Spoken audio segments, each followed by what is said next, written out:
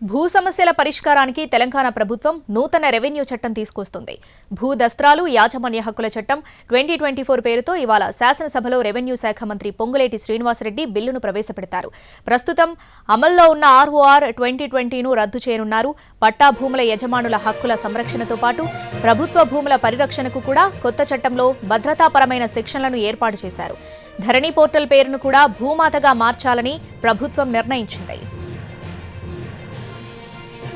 ఏకకాల registration, mutation సేవల పేరుతో 2020లో బీఆర్ఎస్ ప్రభుత్వం తెలంగాణ పట్టా పాస్ పుస్తకాలు, భూ దస్త్రాల చట్టం, ధరణి పోర్టల్ను తీసుకొచ్చింది. ఇందులో అనేక సమస్యలు తలెత్తడంతో ప్రభుత్వం కొత్త చట్టాన్ని ప్రవేశపెడుతుంది. భూ సమస్యలను తహసీల్దార్, ఆర్టీఓ, కలెక్టర్ స్థాయిలోనే పరిష్కరించుకునే అవకాశం కల్పిస్తుంది. డివిజన్, జిల్లా, రాష్ట్ర స్థాయిలో ల్యాండ్ ట్రిబ్యునళ్లను కూడా ఏర్పాటు చేయనున్నారు.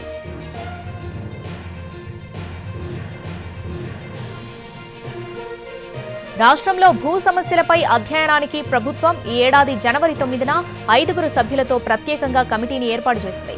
కిసాన్ కాంగ్రెస్ జాతీయ ఉపాధ్యక్షుడు ఎం కోదండరెడ్డి, మాజీ ఐఏఎస్ రేమండ్ పీటర్, న్యాయ నిపుణుడు భూమి సునీల్ కుమార్, విశ్రాంత special grade deputy collector B మధుసూదన్లతో పాటు సీసీఐఏలతో పాటు ఏర్పాటు చేసిన కమిటీ పలు దఫాలు చర్చలు నిర్వహించింది. రైతులు, నిపుణులు, రెవెన్యూ సంఘాలు, వక్ఫ్, దేవాదాయ, అటవీ శాఖల అధికారులతో సమావేశమైంది. ప్రయోగాత్మకంగా రంగారెడ్డి జిల్లాలో పర్యటించి సమస్యలను అధ్యయనం చేసింది. అనంతరం ప్రభుత్వానికి పలు సూచనలతో నివేదిక సమర్పించింది. కమిటీ సూచనల మేరకు ప్రభుత్వం రంగారెడ్డి జిల్లా యాచారం, నల్గొండ జిల్లా తిరుమలగిరి మండలాల్లో పైలట్ సర్వేను చేపట్టి కీలక సమస్యలను గుర్తించింది. అనంతరం రాష్ట్రానికి అవసరమైన ఆర్ఓఆర్ చట్ట రూపకల్పన బాధ్యతను నిపుణులకు అప్పగించింది. కొత్త రెవెన్యూ చట్టంలో కొన్ని కీలక అంశాలను పొందుపరిచింది ప్రభుత్వం.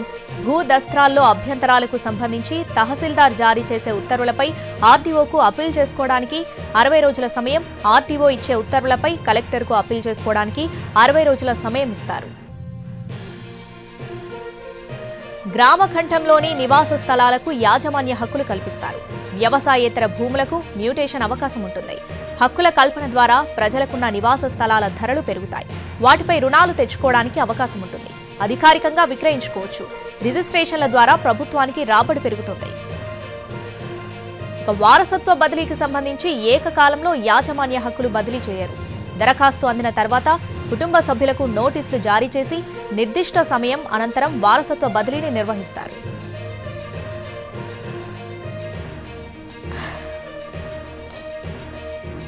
భూమి మ్యూటేషన్ అధికారులను ఆర్టీఓ పరిధిలోకి తీసుకురానున్నారు. దీంతో పాటు మ్యూటేషన్కు దరఖాస్తు చేసుకునే సమయంలోనే భూమి సర్వే, సబ్ డివిజన్ పట్టాన్ని జత చేయాల్సి ఉంటుంది.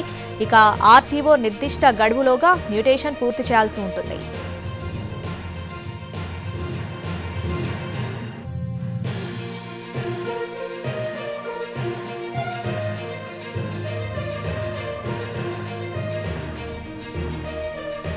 ప్రతి కమతానికి ప్రభుత్వం భూధార్ సంఖ్యను కేటాయించనుంది. ఇది ఎప్పటి నుంచి అనేది ప్రభుత్వం ప్రకటించాల్సి ఉంది. ఈ విధానంలో తాత్కాలిక, శాశ్వత ప్రాతిపదికన అనే 2 రకాలుగా భూధార్ సంఖ్య కార్డులను జారీ చేస్తారు. అక్షాంశాలు, రేఖాంశాల ఆధారంగా జియోగ్రాఫికల్ లొకేషన్ గుర్తించి భూములకు పక్కాగా హద్దులు నిర్ధారిస్తారు. ఏవైనా భూములకు లేదా భూ యజమానులకు సంబంధించి వచ్చిన ఫిర్యాదులను లేదా సక్రమం కాని భూముల రికార్డులపై ప్రభుత్వం తనంతట తాను సమీక్ష చేసే అధికారం ఉంటుంది. అయితే సంబంధిత వ్యక్తులకు నోటీసులిచ్చి వారి వివరణను తప్పనిసరిగా నమోదు చేయాల్సి ఉంటుంది.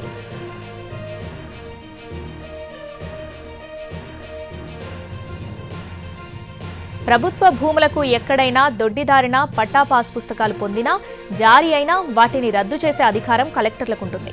అక్రమాలకు పాల్పడిన వారిపై క్రిమినల్ చర్యలు తీసుకునే అధికారం కలెక్టర్లకు ఉంటుంది.